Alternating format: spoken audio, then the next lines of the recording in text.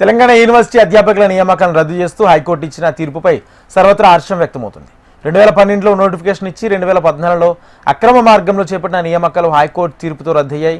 ఈ యూనివర్సిటీలో 13 ఏళ్ల దొంగాటకు చెక్ పడిందంటున్నారు.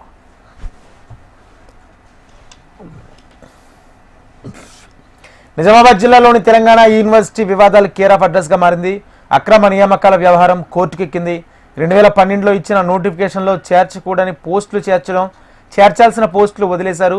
దీంతో సబ్జెక్టులో రోస్టర్ పాయింట్లు మారిపోయాయి.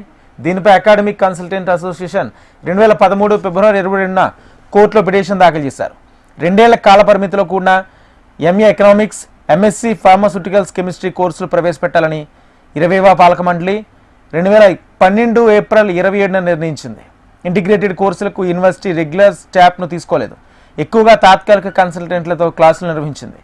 మార్పుల తర్వాత పోస్టుల లెక్కలు, రోస్టర్ పాయింట్లు మళ్లీ పరిగణలోకి తీసుకుని పాలక మండలిలో పెట్టాల్సి ఉన్నప్పటికీ దీన్ని పాటించలేదు.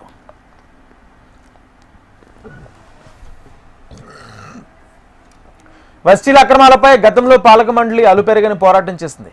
అక్రమ రోస్టర్ విధానంలో నియమితులైన అధ్యాపకులు కెరీర్ అడ్వాన్స్డ్ స్కీమ్ పదోన్నతులను గతంలో పాలక మండలి అనేక సార్లు తిరస్కరించింది.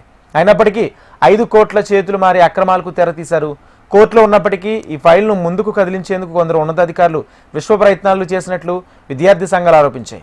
కోర్టులో ఉండడంతో ఈ అంశంపై ముందుకు వెళ్లొద్దని గతంలో పలుమార్లు పాలక మండలి తేల్చి చెప్పింది.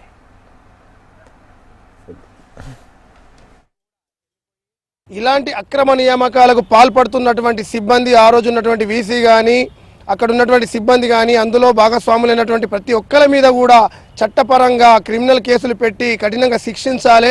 భవిష్యత్తులో ఈ విధమైనటువంటి తప్పుడు పద్ధతులకు పాల్పడకుండా అర్హులైనటువంటి వారికి మాత్రమే ఉపాధి ఉద్యోగ అవకాశాలు కల్పించాలని చెప్పేసి ఈ సందర్భంగా ప్రజానికం, విద్యార్థి సంఘాలు కానీ, యావత్ విద్యార్థి లోకం కానీ కోరుకుంటున్నటువంటి పరిస్థితి ఉన్నది.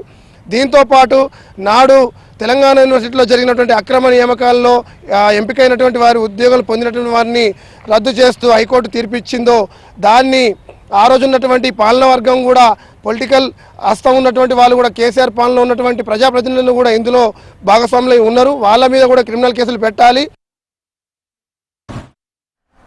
2014లో చేపట్టిన అధ్యాపకుల నియామకాల చెల్లవని 41వ పాలక మండలి సమావేశంలో తీర్మానం చేయడంతో పాటు క్రిమినల్ కేసు పెట్టాలని నిర్ణయించింది. దీనిపై అప్పటి ప్రభుత్వం స్పందించింది. ఈ నియామకాలపై సమగ్ర విచారణ జరిపేందుకు 2013 ఫిబ్రవరి 22న 2 సభ్యులతో కూడిన కమిటీ నియమిస్తూ ఉత్తర్వులు ఇచ్చింది. 2013 ఏప్రిల్లోగా నివేదిక సమర్పించాలని కోరింది.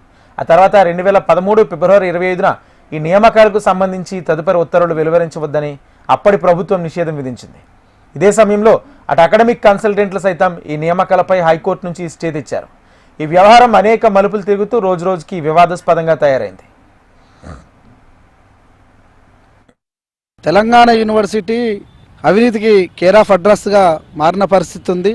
ఎందుకంటే గతంలో 2012 నోటిఫికేషన్ సంబంధించింది నిన్న హైకోర్టు తీర్పు ఇవ్వడం జరిగింది. 41 మంది సంబంధించినది రోస్టర్ విధానం పాటించలేదని చెప్పి వాటిని రద్దు చేయాలని చెప్పి తీర్పు ఇవ్వడం జరిగింది. దాన్ని మేము ఎస్ఎఫ్ఐగా స్వాగతించడం జరుగుతుంది. దాంతోపాటుగా ఏదైతే 2012 కాదు, దానికన్నా ముందు 2009 కూడా ఏదైతే ఉందో నోటిఫికేషన్, ఆ నోటిఫికేషన్లో కూడా ఉన్న వాళ్ళపైన కూడా అక్రమంగా అవినీతిగా వచ్చిన వాళ్ళు ఉన్నారని చెప్పి సిఐఎస్ ప్రమోషన్లు కూడా ఇచ్చిరనేది ఉంది. వాళ్ళపైన కూడా చర్యలు తీసుకోవాల్సిన అవసరం కూడా ఉందని చెప్పి మేము భావిస్తున్నాం.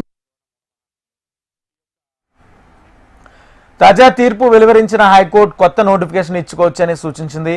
జీవో 420 ప్రకారం వర్సిటీలో ఆర్ట్స్, సైన్స్ గ్రూపులను వేరుగా తీసుకుని ప్రతి గ్రూపులో సబ్జెక్టులు, అన్ని పోస్టులకు ఒకే రన్నింగ్ రోస్టర్ వర్తింపజేయాల్సి ఉంది. ప్రతి డిపార్ట్మెంట్కు వేరువేరు రోస్టర్ నిర్వహించడం అసాధ్యం కావడంతో ఈ విధానం అమలు చేశారు. వర్సిటీలో పోస్టులు భర్తీ చేయాలంటే ఎగ్జిక్యూటివ్ కౌన్సిల్ ఆమోదం తీసుకోవాల్సి ఉంది.